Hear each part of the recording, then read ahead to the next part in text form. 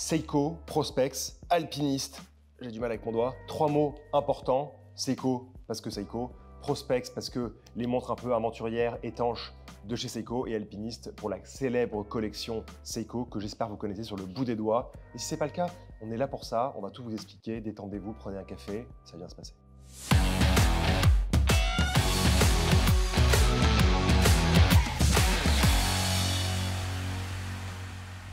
Aujourd'hui, je vais vous présenter deux nouvelles Seiko Prospex alpinistes. Le même modèle, mais deux références différentes parce que deux couleurs de cadrans différents. C'est très simple, c'est très facile. Mais avant de vous présenter ces deux très belles nouveautés, je vais un peu vous faire saliver en vous parlant de l'histoire de l'alpiniste parce qu'en 2021, on en avait bien entendu parler, donc je vais vous refaire un petit résumé.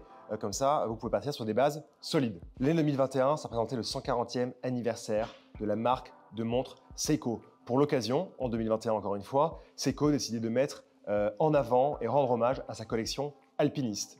L'important, c'est de se souvenir que l'alpiniste allait présenter en 1959, sous le nom de Laurel Alpiniste. Le nom Laurel ne devrait pas vous être inconnu, il représente le nom de la première Seiko apparue en 1913, sans le nom Seiko justement. Il faudra attendre 1924 pour voir apparaître le nom de la marque que nous connaissons aujourd'hui sur le cadran. C'est caractéristique à cette Laurel Alpiniste, un cadran noir ou crème avec de beaux index triangulaires luminescents à 3, 6, 9 heures et midi qui encerclent une minuterie plus centrale.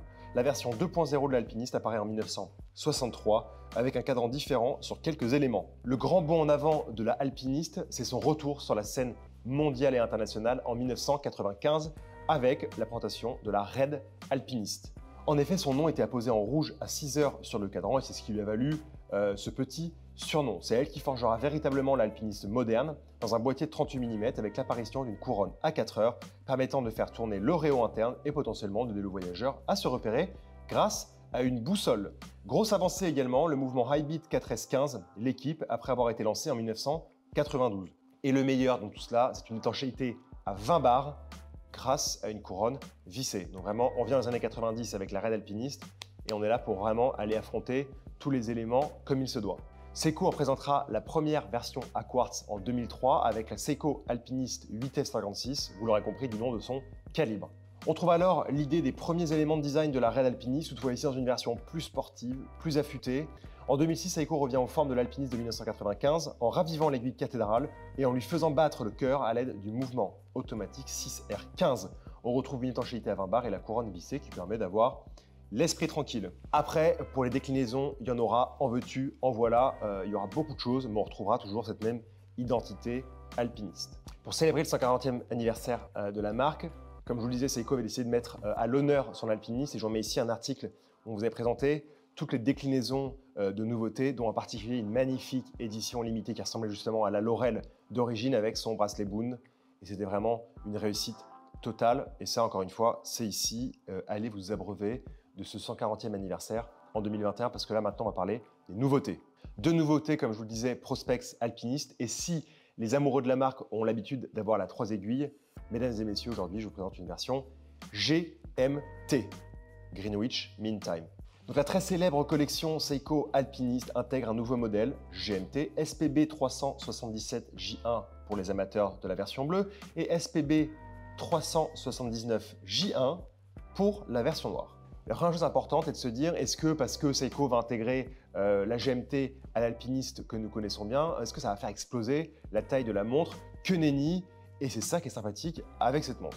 Fort heureusement, dans le portfolio de calibre Seiko, il existe le calibre 6R54 automatique avec la fonction GMT, qui est d'une taille respectable, permettant au boîtier en acier de se placer à 39,45 mm de diamètre, avec une épaisseur de 13,55 mm. Certes, ce n'est pas négligeable, mais c'est un choix de Seiko parce que le réo du cadran, comme je vous le disais, cache quelques indices par rapport au repère à la boussole.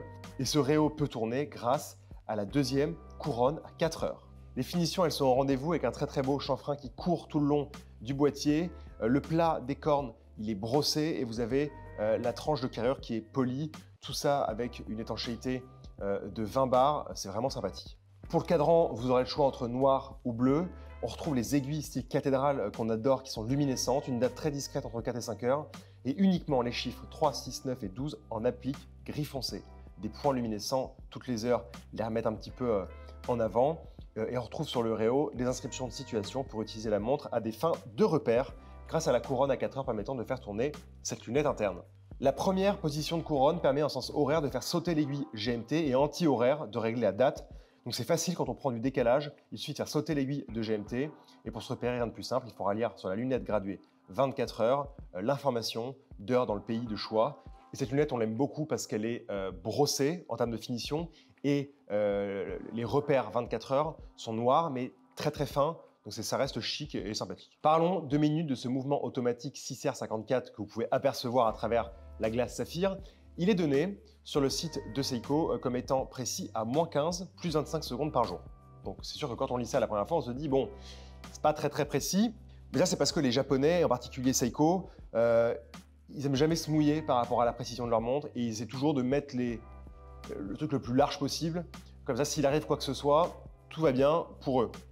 Dans les faits, c'est bien évidemment différent et je vous dis pas ça comme ça.